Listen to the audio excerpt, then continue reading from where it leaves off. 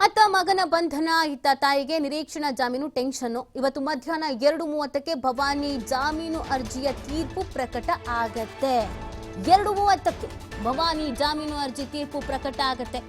ಏನ್ ತೀರ್ಪು ಬರುತ್ತೆ ಅನ್ನೋದು ಈಗಿರುವಂತ ಪ್ರಶ್ನೆ.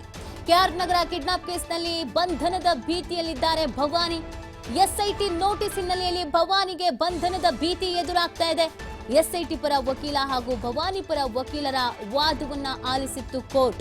ಇಬ್ಬರೂ ಪರ ವಕೀಲರು ವಾದವನ್ನ ಮಂಡಿಸಿದ್ರು.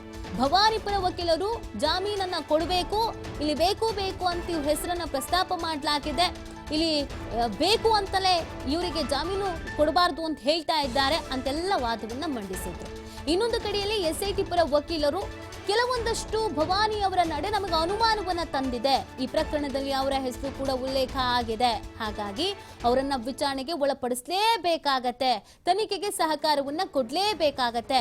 ಭವಾನಿ ಅವರು ಮಾತನಾಡಿದ್ದು ಅಂತ ಸಂಬಂಧಪಟ್ಟಂತೆ ಕೆಲವೊಂದಷ್ಟು ಆಡಿಯೋಗಳು ಲಭ್ಯವಾಗಿದೆ ಅಂತ ಆ ಆಡಿಯೋಗಳನ್ನು ಕೂಡ ಕೋರ್ಟ್ ನಲ್ಲಿ ತೋರಿಸಲಾಗಿತ್ತು ಎಸ್ಐಟಿ ಪರ ವಕೀಲರು.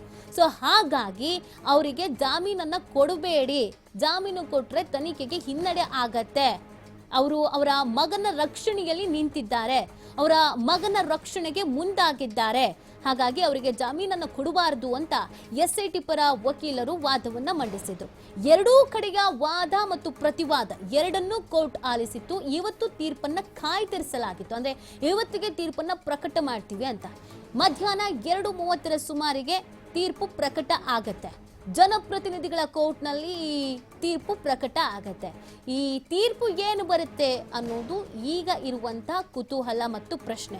ಒಂದು ವೇಳೆ ಜಾಮೀನು ಸಿಕ್ಕಿದ್ರು ನಾಳೆ ತನಿಖೆಗೆ ಸಹಕಾರ ಕೊಡಬೇಕು, ತನಿಖೆಗೆ ನಾವು ಬರ್ತೀವಿ, ವಿಚಾರಣೆಗೆ ನಾವು ಬರ್ತೀವಿ, ನೀವು ವಿಚಾರಣೆಗೆ ಒಳಪಡಬೇಕು ಅಂತ ಎಸ್ಐಟಿ ಆಲ್ರೆಡಿ ನೋಟಿಸ್ ಅನ್ನ ಕೊಟ್ಟು ಬಿಟ್ಟಿದೆ. ಇನ್ನೊಂದು ಕಡೆಯಲ್ಲಿ ಜಾಮೀನು ಏನಾದ್ರೂ ವಜಾ ಆಗ್ಬಿಟ್ರೆ ಖಂಡಿತ ಬಂಧನದ ಭೀತಿಯಲ್ಲಿ ಇದೀಗ ಭವಾನಿಯವರು ಇದ್ದಾರೆ. ಹಾಗಾಗಿ ಇವತ್ತು 2:30 ಸುಮಾರಿಗೆ ಏನಾಗತ್ತೆ, ಎಲ್ಲರೂ ಟೆನ್ಷನ್ ಅಲ್ಲೇ ಇದ್ದಾರೆ. ರೇವಣ್ಣ ಅವರ ಫ್ಯಾಮಿಲಿ, ಒಂದ್ ಕಡೆಯಲ್ಲಿ ಮಗ, ಒಂದ್ ಕಡೆಯಲ್ಲಿ ತಂದೆ, ಇನ್ನೊಂದು ಕಡೆಯಲ್ಲಿ ತಾಯಿ, 3 ಜನಕ್ಕೂ ಕೂಡ ಟೆನ್ಷನ್ನೇ.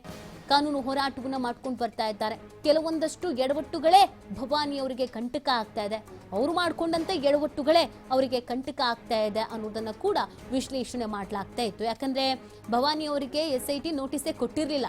ನೋಟಿಸ್ ಕೊಡೋದಕ್ಕಿಂತ ಮುಂಚೆನೆ ಅವರು ನಾನು ತನಿಖೆಗೆ ಸಹಕಾರ ಕೊಟ್ಬಿಡ್ತೀನಿ, ನಾನು ಇಲ್ಲೇ ಇದ್ದೀನಿ, ಹಂಗೆ ಹೀಗೆ ಅಂತ ಪತ್ರವನ್ನ ಬರೆದಿದ್ರು. ಅದು ಅನುಮಾನಕ್ಕೆ ಕಾರಣವಾಗಿತ್ತು. ನೋಟಿಸೇ ಕೊಡದೇ ಇದ್ರೂ ಕೂಡ ಅವರು ಜಾಮೀನು ಅರ್ಜಿಯನ್ನ ಸಲ್ಲಿಕೆ ಮಾಡ್ಕೊಂಡಿದ್ರು. ಅದು ಅವರ ಭಯ ಅಥವಾ ಅವರ ಆತಂಕ, ಕಾನೂನು ಹೋರಾಟವನ್ನ ಮಾಡಬೇಕು, ಯಾಕೆ ಬೇಕು ಅಂತ. ಬಟ್ ಅದು ಕೂಡ ಎಸ್ಐಟಿ ಅಧಿಕಾರಿಗಳಿಗೆ ಅನುಮಾನವನ್ನ ತಂದಿತ್ತು. ಹಾಗೆಯೇ ಕೆಲವೊಂದಷ್ಟು ರೆಕಾರ್ಡ್, ಅವರ ಆಡಿಯೋ ಲೀಕ್ ಆಗಿತ್ತು. ಅವರ ಆಡಿಯೋ ಎಸ್ಐಟಿ ಅಧಿಕಾರಿಗಳ ಕೈ ಸೇರಿತ್ತು. ಅದರಲ್ಲಿ ಕಿಡ್ನಾಪ್ ಆಗಿದ್ದಂಥ ಸಂತ್ರಸ್ತೆಯ ಬಗ್ಗೆ ಮಾತನಾಡಿರುವಂಥ ವಿಚಾರವೂ ಕೂಡ ಇತ್ತು. ಸೊ ಹೀಗಿರಬೇಕಾದ್ರೆ ಅವರು ಈ ಪ್ರಕರಣವನ್ನು ಮುಚ್ಚಿ ಹಾಕುವಂಥ ಕೆಲಸವನ್ನ ಮಾಡ್ತಾ ಇದ್ದಾರೆ. ತಮ್ಮ ಮಗ ಅಥವಾ ತಮ್ಮ ಪತಿ ಸಂಕಷ್ಟದಿಂದ ಪಾರಾಗಬೇಕು ಅನ್ನುವಂಥ ನಿಟ್ಟಿನಲ್ಲಿ ಭವಾನಿ ಅವರು ಒಂದಷ್ಟು ಕೆಲಸಗಳಿಗೆ ಕೈ ಹಾಕಿದ್ದಾರೆ. ಹಾಗಾಗಿ ಅವರನ್ನ ತನಿಖೆಗೆ ಒಳಪಡಿಸಲೇಬೇಕು ಅಂತ ಎಸ್ಐಟಿ ಅಧಿಕಾರಿಗಳು ಕೇಳ್ಕೊಂಡಿದ್ರು. ಈ ಎಲ್ಲಾ ವಾದವನ್ನ, ಪ್ರತಿವಾದವನ್ನ, ಇದೆಲ್ಲವನ್ನ ಆಲಿಸಿದಂತ ಕೋರ್ಟ್ ಇವತ್ತು ತೀರ್ಪನ್ನ ಪ್ರಕಟ ಮಾಡುವುದಾಗಿ ಹೇಳಿತ್ತು. ಈಗ 2:30 ಸುಮಾರಿಗೆ, ಮಧ್ಯಾಹ್ನ 2:30 ಸುಮಾರಿಗೆ ತೀರ್ಪನ್ನ ಪ್ರಕಟ ಮಾಡಲಾಗತ್ತೆ. ಇಲ್ಲಿ ಜಾಮೀನು ಸಿಕ್ಕಿದ್ರೆ ಏನು, ಸಿಗದೆ ಇದ್ರೆ ಏನು ಅನ್ನೋದ್ರ ಬಗ್ಗೆಯೂ ಕೂಡ ಪ್ರಶ್ನೆ ಇತ್ತು. ಬಂಧನ ಆಗ್ತಾರಾ, ಅರೆಸ್ಟ್ ಆಗ್ತಾರಾ, ವಶಕ್ಕೆ ಪಡ್ಕೊಂಡು ಬಿಡ್ತಾರಾ, ಇವರು ಕೂಡ ಎಸ್ಐಟಿ ವಶಕ್ಕೆ ಹೋಗಬೇಕಾದಂಥ ಸಾಧ್ಯತೆಗಳು ಇದೆಯಾ, ಎಲ್ಲ ಪ್ರಶ್ನೆಗಳು ಇದೆ. ಕೆಲವೊಂದಷ್ಟು ಸಂತ್ರಸ್ತೆಯರು ಭವಾನಿ ಅವರ ಹೆಸರನ್ನ ಹೇಳಿದ್ದು ಇದೆ ಅಂತ ಹೇಳಲಾಗ್ತಾ ಇತ್ತು.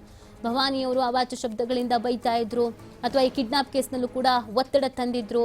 ಈ ಸಂತ್ರಸ್ತೆ ಮಗ ಕೂಡ ಭವಾನಿ ಹೇಳಿದ್ದಾರೆ ಅಂತ ಹೇಳಿ ಕರ್ಕೊಂಡು ಹೋಗಿದ್ರು ಅಂತೆಲ್ಲ. ಹಾಗಾಗಿ ಅವರನ್ನ ತನಿಖೆಗೆ ಒಳಪಡಿಸಬೇಕು ಅಂತ ಎಸ್ಐಟಿ ಅಧಿಕಾರಿಗಳು ಹೇಳ್ತಾ ಇದ್ದಾರೆ.